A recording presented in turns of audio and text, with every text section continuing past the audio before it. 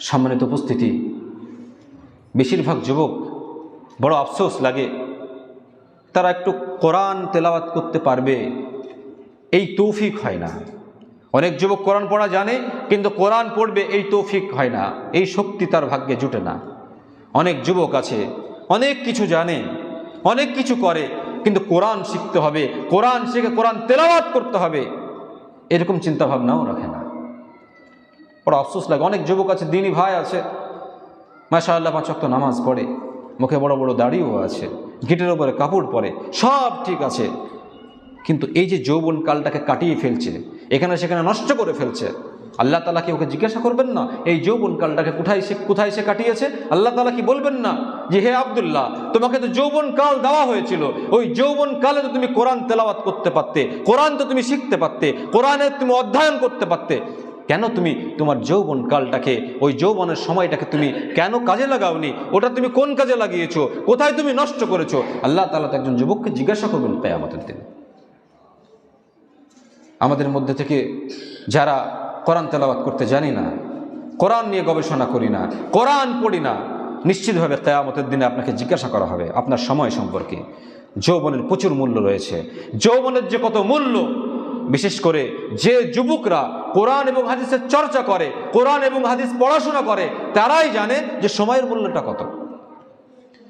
আমরা যখন কোনো সময় কোরআন হাদিসের চর্চা করি, পড়ি, তখন মনে হয় যে আমি একজন মূর্খ, কিছু জানি না, কিছুই জানি না মনে হয়।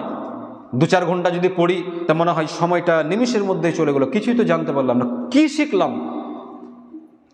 কোনো ব্যক্তি যদি সব সময় পড়াশোনা করে, ইসলাম নিয়ে চর্চা করে, তাহলে দেখবেন সেই ব্যক্তি মনে করবে যে আমি কিছুই জানি না, আমি কিছুই জানি না। ওর চর্চার যে স্পৃহা, কোরআন হাদিসের চর্চা করা, কোরআন হাদিস জানা, তার মধ্যে যে আগ্রহ, এটা আস্তে আস্তে বাড়তেই থাকবে। আর যারা জানে না, যারা এগুলো শিখে না, তাদের কাছে তাদের যৌবনকালটা হেলাই ফেলাই নষ্ট হবে। আর কিয়ামতের দিনে ওই যৌবনকাল সম্পর্কে আল্লাহ তাআলা জিজ্ঞাসা করবেন। মুহাম্মদ রাসূলুল্লাহ সাল্লাল্লাহু আলাইহি সাল্লাম বলছেন, ইগতানিম খামসান ক্বাবলা খামসিন শাবাবাকা ক্বাবলা হারামিক। 5টা জিনিস হওয়ার পূর্বে 5টা জিনিসকে তোমরা গনিমত মনে করো, খুবই দামি মনে করো। তোমার যে যৌবন কালটা আছে, বৃদ্ধ হওয়ার আগে এই যৌবন কালটাকে গনিমত মনে করো, দামি মনে করো। যৌবন কালে আল্লাহ তাআলার ইবাদত বন্দেগী করো। যৌবন কালকে হারিয়ে ফেলে মাথা ঠুকেও যৌবনকে ফিরিয়ে আনতে পারবে না। মুহাম্মদ রাসূলুল্লাহ সাল্লাল্লাহু আলাইহি সাল্লাম তারপরে বলছেন, ওয়াসিহহাতাকা ক্বাবলা সাকামিক। তোমার অসুস্থতার পূর্বে তোমার সুস্থ সময়কে গনিমত মনে করো। তোমার অসুস্থতার পূর্বে তোমার সুস্থ সময়কে গনিমত মনে করো।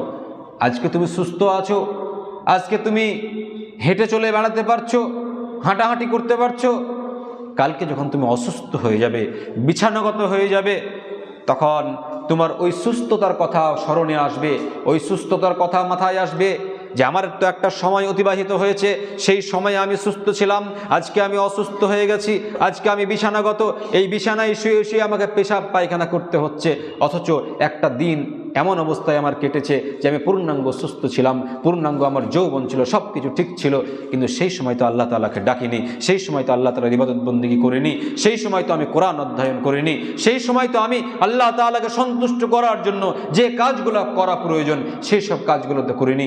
আজকে আমি অসুস্থ হয়ে গেছি, আজকে আমার মনে হচ্ছে তাহাজ্জুদ পড়ি, আজকে আমার মনে হচ্ছে ইসলামের অনেক কিছু বিধিবিধানগুলো আছে সেগুলো শিখি, আজকে তো আমার মনে হচ্ছে, কিন্তু আমি তো নিরুপায়, আমি তো আজকে অসুস্থ, আমার শরীর নিয়ে তো পেরেশানির মধ্যে রয়েছি, আমি আজকে শিখবো কি করে? তাহলে মুহাম্মদ রাসূলুল্লাহ সাল্লাল্লাহু আলাইহি ওয়াসাল্লাম বলছেন যে বান্দা, তুমি সুস্থ আছো, তুমি এখন সুস্থ, তুমি নিশ্চিত একদিন অসুস্থ হবে। তুমি যদি বেঁচে থাকো তুমি একদিন অসুস্থ হবে, আর যখন অসুস্থ হয়ে যাবে দেখা গেল যে ওই অসুস্থতা থেকে তোমাকে আর মুক্তি দিলাম না, মরার আগে পর্যন্ত তুমি অসুস্থই থেকে গেলে, তখন ওই সুস্থতার কথা স্মরণ করবা আর তুমি তখন কাঁদবা, আফসোস করবা। তো তার পূর্বে যে সুস্থ সময় তুমি পাচ্ছ, এই সুস্থ সময়কে গনিমত মনে করো, এই সুস্থ সময়কে আল্লাহ তাআলার ইবাদত বন্দেগীতে অতিবাহিত করো, নচেত ওই সুস্থ সময়কে হারিয়ে ফেলে অসুস্থ অবস্থায় যখন তুমি পড়ে যাবে, তখন হাজারো আফসোস করে ওই